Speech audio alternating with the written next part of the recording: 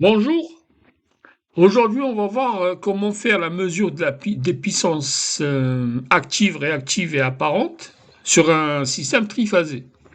Donc on va simuler un système triphasé. Donc j'ai choisi un moteur asynchrone, j'ai choisi une charge, un four triphasé couplé en étoile, c'est trois résistances, et une charge RL triphasé couplée en triangle.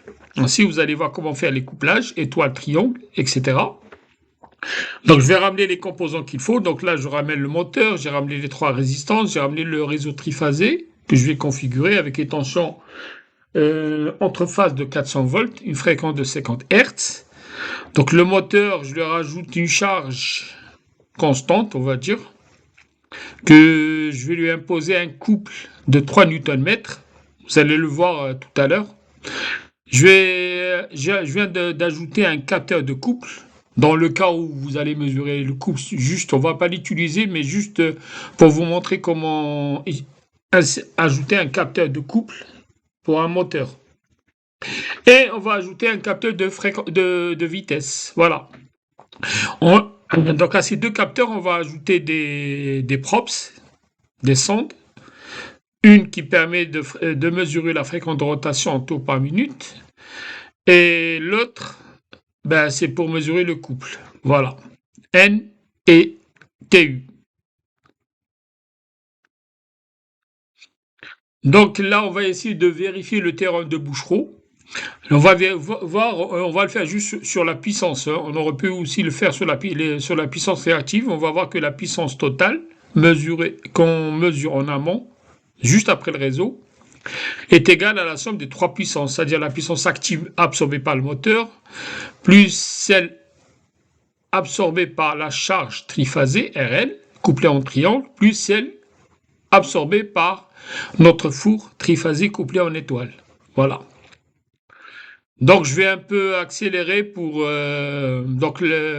faire on va dire le câblage. Donc là, je ramène le wattmètre qui va mesurer la puissance totale. Donc je vais lui ajouter une sonde, une probes sur sa borne P. Là, c'est le varmètre triphasé. Après, je rajoute on va dire la sonde qui permet de faire la mesure de deux grandeurs électriques qui sont la puissance apparente S et le facteur de puissance. Donc ça prend ça prend du temps.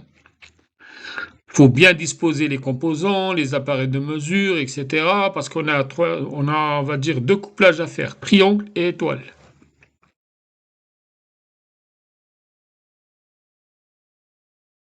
Voilà, donc je rajoute là. Donc je vais un peu, on va dire, je vais essayer de détailler c'est-à-dire la procédure pour que vous sachiez où aller chercher tel composant. Donc là, ça mesure la puissance active. Ça, c'est la puissance réactive totale. Donc je mets la lettre Q. Et n'oublie pas de changer la fréquence. Il faut la mettre à 50 Hz parce que on a un réseau de 50 Hz. Voilà, la même chose. Donc là, j'ai deux paramètres. Ça mesure deux paramètres cet appareil, cette sonde. La puissance apparente et le facteur de puissance. C'est ça l'avantage de PSIM, il a les appareils de mesure de ouf, hein, par rapport aux autres logiciels comme Simba, Oplex, à qui il manque ces trois outils. Bon, sur Simba, on peut les retrouver, mais pas de cette façon-là. C'est un petit peu compliqué, pas trop, mais bon. Donc là, je viens de faire le couplage. Vous voyez bien, c'est le couplage triangle en haut. RL, RL, RL, couplé en triangle. Et vous avez la phase du réseau, phase 1, phase 2, phase 3, qui sont distribués sur la charge. Vous avez le moteur qui est directement associé, c'est-à-dire couplé au réseau. Bien sûr, il faut partir après la props numéro 3, hein, c'est-à-dire après la sonde qui mesure la puissance apparente et le facteur de puissance. Et vous avez en bas notre charge triphasée couplée en étoile. Voilà. Donc j'ai pris pour la charge triphasée 3 résistances de 20 ohms. Et pour la charge, donc ça, 3 résistances de 20 ohms, c'est pour la charge couplée en étoile. Pour la charge couplée en triangle, j'ai pris pour chaque phase une résistance de 16 ohms et une inductance de 150 millihenry. Pardon. Voilà. Donc on vérifie bien qu'on ne s'est pas trompé. Faites attention, millihenry, il faut mettre un minuscule.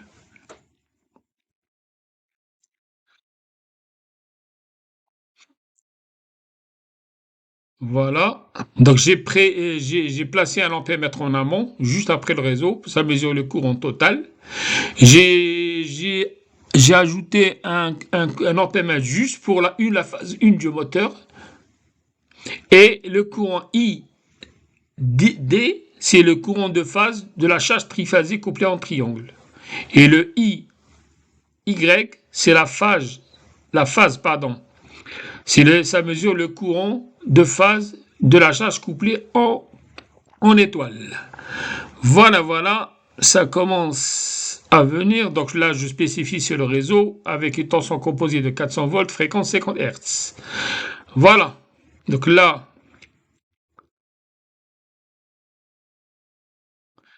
j'ai bien fait toutes les vérifications. Donc pour l'horloge, total time, print time, vous prenez par exemple 2 secondes et total time, vous prenez 2,06. C'est-à-dire le 0,6 qui est important. C'est-à-dire on va visualiser 3 périodes, tout simplement. Si vous prenez 2,04, vous allez visualiser 2 périodes, parce qu'une période c'est 0,02. Donc si vous partez de 2 à print time, total time, ça commence à 2, plus la durée de votre observation. Voilà, normalement tout est bon. J'ai fait juste les vérifications.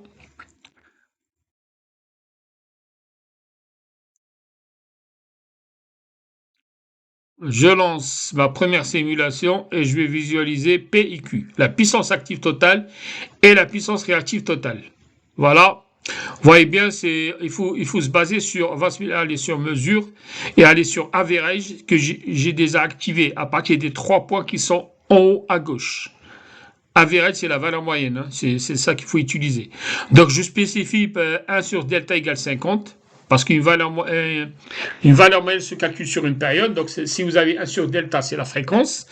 Ben, l'écart delta entre les deux, les deux curseurs, ça correspond à la période. Voilà. Donc, j'ai quoi? J'ai une puissance totale de 11,7 à peu près kilowatts et une puissance réactive de 21 et quelques kilovars. Voilà. La même chose, j'ai une puissance apparente qui dépasse les 24 kVA et un facteur de puissance de 0,47. On peut aller, ça tend vers 0,48.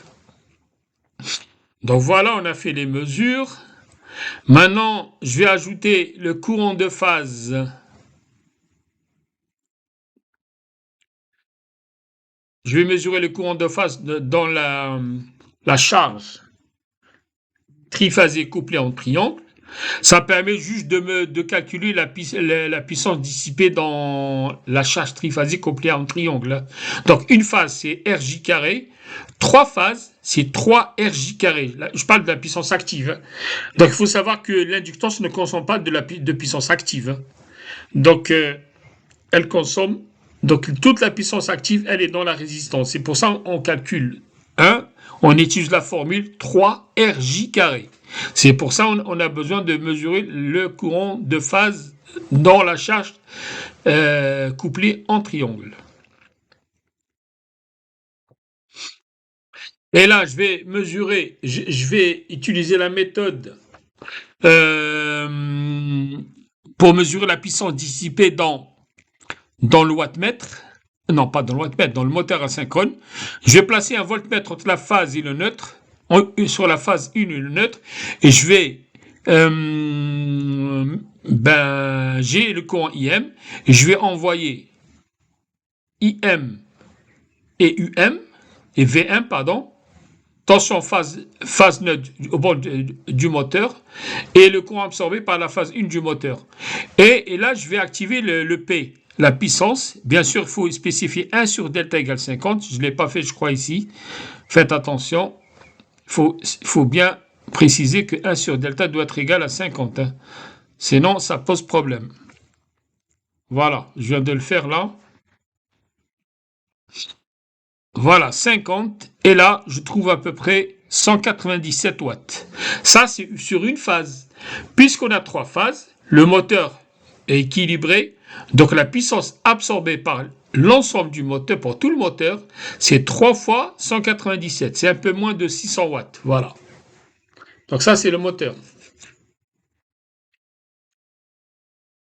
Maintenant, je vais mesurer le courant absorbé dans la charge triphasée. C'est-à-dire, je vais mesurer, I delta et ID et JD. Mais j'ai besoin que de JD, le courant, parce que le courant de phase, on le nomme souvent J. Voilà, j'ai rajouté le D, c'est pour différencier de la charge couplée en étoile. D comme triangle. Donc voilà. Donc j'ai mes mesures, je fais mes calculs. Donc la résistance, la puissance dissipée dans la charge triphasée couplée en triangle, c'est 3 Rj carré. Donc je tombe sur un résultat qui est égal à 3072 watts. Voilà. Maintenant, qu'est-ce que je fais pour la charge triphasée couplée en étoile? Je vais rajouter directement un wattmètre. Voilà. Donc il faut bien le câbler. Regardez comment je l'ai câblé. Donc le wattmètre PY mesure que la puissance active consommée par la charge triphasée couplée en étoile. C'est notre four. Voilà, en gros. Donc voilà, je viens de simuler, je visualise PY et 1 sur delta égale 50, toujours, faites pas confiance. Même ça, des fois ça varie peu. Je trouve à peu près 8000 watts. Exactement. La puissance consommée par notre four est de 8000 watts. Donc voilà. Donc, pour nous, j'applique le théorème de Bouchereau. P total, c'est P étoile plus PD triangle plus P moteur. Je trouve à peu près un peu moins de 11,7 kW. C'est ce que le wattmètre a indiqué, tout simplement.